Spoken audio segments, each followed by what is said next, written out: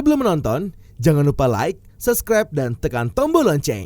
Selamat menyaksikan. Halo Sobat Eljon, kembali lagi di Eljon Medical Forum bersama saya Cynthia dan masih bersama dengan Dokter Gigi Mutia Ardani. Nah, dokter ada yang bilang bahwa gigi yang berlubang gitu dok pada anak-anak ini ada faktor genetik dok, benar nggak sih dok? Kalau faktor genetik itu kayaknya kurang pas ya, tapi ada faktor lain ini. Contohnya adalah ketika orang tuanya ini tidak peduli dengan kesehatan gigi dirinya sendiri, maka dia akan menularkan kebiasaan itu kepada anak. Contohnya aja nih, kayak misalnya dia nggak ada kebiasaan untuk menyikat gigi sebelum tidur. Kalau ini dia sendiri tidak mengajarkan pada anaknya, maka jangan menyalahkan anaknya jika anaknya memiliki gigi yang tidak baik, karena kebiasaan tersebut tidak dibiasakan oleh orang tuanya di rumah. Jadi kalau misalnya dibilang faktor genetik itu kayaknya kurang tepat ya, tapi kalau dari faktor kebiasaan itu bisa menurun kepada anaknya, karena anak itu pasti akan istilahnya meniru apa yang orang tuanya lakukan. Nah, gitu. Kalau misalnya orang tuanya tidak pernah melakukan di rumah, maka anaknya pun juga akan melakukan hal yang sama. Oke.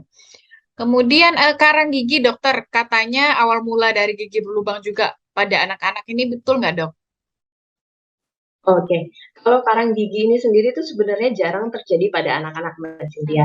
Karena apa? Karena anak-anak itu memiliki ludah yang lebih banyak dibandingkan orang dewasa. Sehingga sebenarnya untuk anak-anak sendiri itu kalau misalnya dia sehari-hari itu dia lebih banyak bisa membilas giginya karena ada aliran dari ludahnya itu tadi di dalam rongga mulutnya.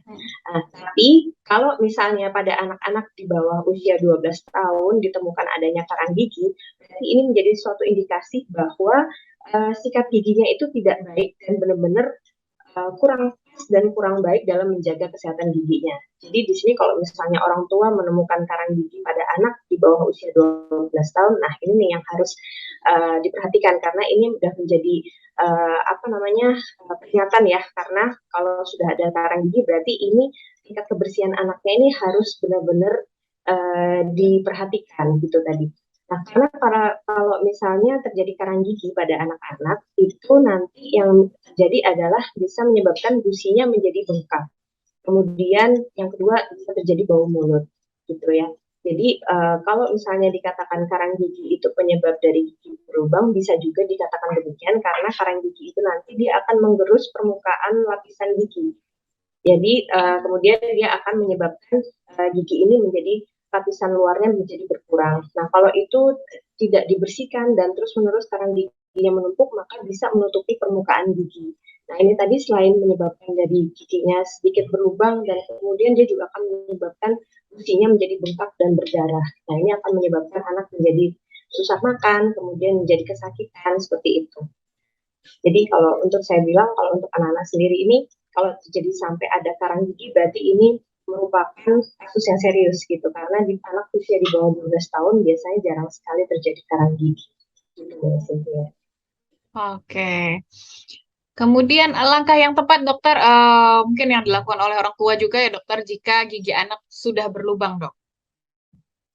Yang perlu diperhatikan, oke, kalau sudah terjadi giginya berlubang gimana nih gitu ya. Karena yang tadi dibahas untuk pencegahan gigi berlubang dan bagaimana gigi berlubang. Nah, kalau misalnya sudah terjadi gigi berlubang, mencegahnya supaya tidak terjadi lebih parah, itu bisa dilakukan dengan memperbaiki cara menyikat giginya. Jadi harus tahu dulu nih gimana cara menyikat gigi yang benar. Ternyata dari beberapa ini dilihat ternyata cara dia sudah gosok gigi udah, tapi masih berlubang. Ternyata cara menyikat giginya itu yang belum tepat dan belum sempurna.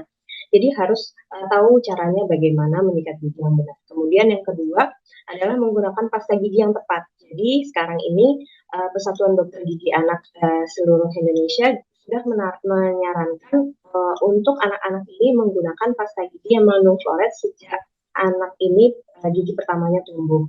Jadi gunanya fluoride ini sendiri adalah untuk melapisi gigi supaya lebih kuat terhadap bakteri penyebab gigi berlubang. Nah, selain itu kalau sudah menggunakan pasta gigi yang tepat, kemudian juga cara menyikatnya juga sudah diperbaiki, maka yang ketiga adalah dengan memperbaiki pola makannya. Karena di sisi lain sisa makanan yang menempel pada gigi ini kebanyakan adalah makanan-makanan yang lengket dan manis. Nah ini nih yang harus diperhatikan. Jadi kalau di antara waktu makan diusahakan tidak usah terlalu banyak makan makanan yang manis dan lengket. Bisa diselingi dengan makanan-makanan yang sehat seperti sayur dan buah. Jadi bisa dimodifikasi buah-buahan yang didinginkan terlebih dahulu atau dibuat es krim seperti itu, buah-buahan yang di jus kemudian ditaruh menjadi es di freezer, itu bisa menjadi alternatif untuk cemilan anak di rumah tadi Mas Cynthia. Terus kemudian juga yang keempat adalah saran saya, jika ingin tahu bagaimana cara merawat dan menjaga kesehatan gigi dan mulut anak, lebih baik orang tua berkunjung ke dokter gigi untuk mendapatkan informasi yang tepat bagaimana cara mencegah keparahan dan kemudian bagaimana cara menjaga kesehatan gigi dan mulut tersebut. Oke. Terakhir, Dokter Mutia, apa mungkin yang perlu dihindari yang dilakukan ya dokter oleh orang tua supaya anaknya giginya tetap sehat, tidak berlubang, Dok? Oke. Tadi kalau dibilang kan penyebab dari karies gigi ini sendiri adalah sisa makanan yang menempel pada gigi, kemudian juga adanya bakteri, dan kemudian kalau berlangsung terus-menerus dalam waktu lama maka akan menyebabkan giginya menjadi berlubang. Jadi yang perlu dihindari adalah coba ganti makan makanan yang manis dan lengket itu, karena anak-anak kalau makan makanan yang manis dan lengket terlalu sering dan terlalu banyak kemudian tidak dibersihkan, nah inilah yang bisa menyebabkan giginya menjadi berlubang karena akan berulang-ulang dalam waktu yang lama tersebut. Nah, kalau misalnya kebiasaan ini sudah sudah dijalankan, kemudian coba untuk mengganti pasta gigi di rumah apakah sudah mengandung fluoride atau belum. Jadi harus diperiksa di rumah gitu ya. Kalau misalnya sudah mengandung fluoride, coba lagi cari rajin untuk minum air yang mengandung mineral, jadi rutin setelah makan kemudian dibilas dengan menggunakan air mineral supaya makanan yang tadi nempel pada gigi itu bisa segera hilang karena terlarut oleh minum air mineral tersebut. Kemudian yang terakhir bisa juga menggunakan flossing benang gigi untuk membersihkan celah-celah antara gigi yang tadi saya bilang itu, karena gigi anak-anak antara gigi yang satu dengan yang lainnya itu ada celahnya. Jadi karena memang bentuknya seperti itu, jadi sering masuk sisa makanan di antaranya. Dan penggunaan benang gigi ini tadi untuk membersihkan sisa makanan yang menyangkut pada sela-sela gigi tersebut. Oke. Baiklah Dokter Mutia, terima kasih banyak sudah sharing soal gigi berlubang pada anak ya Dok. Terima kasih Dokter. Sama-sama Mbak Cynthia, semoga bermanfaat ya. Amin. Baik, sahabat Eljon, kita tadi sudah mendengar dari Dokter Mutia, pentingnya tadi ya menjaga kesehatan gigi dan mulut anak dengan sikat gigi, kemudian juga flossing, kemudian makanan juga ya, sebagai orang tua mungkin bisa mengontrol makanan untuk mengurangi makanan yang manis-manis, karena bisa jadi salah satu penyebab untuk gigi berlubang. Semoga berguna dan juga bermanfaat bagi kita semua. Saya Cynthia dan juga Dokter Gigi Mutia Ardani, pamit undur diri. Sampai jumpa.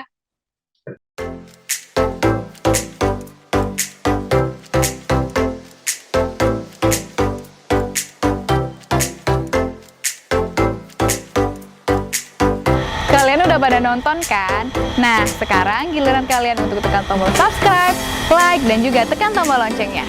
Dah!